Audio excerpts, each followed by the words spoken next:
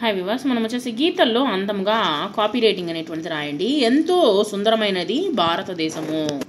మన దేశము భారతదేశము చాలా ఉన్నతమైనది. 5వ తరగతి తెలుగు తోట సాధన ఏపీ గవర్నమెంట్ వర్క్షీటు 2 ఏ దేశమేగిన అనేటువంటి పాఠంలోనిది. గేయ పాదాలను ధారాళంగా చదవండి. 2 అక్షరాల పదాలను గోళం చుట్టండి.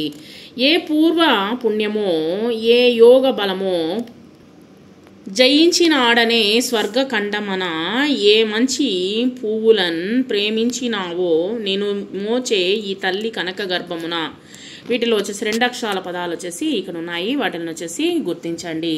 తర్వాత క్రింది అక్షరాలతో మొదలయ్యేటువంటి పదాలను రాయండి. గలగల, గంగ, గంట, బలం, బలగం, బండ, లత, లవణం, లవంగం, తల, తలగడ, తగవు, కల, కలము, కడవ.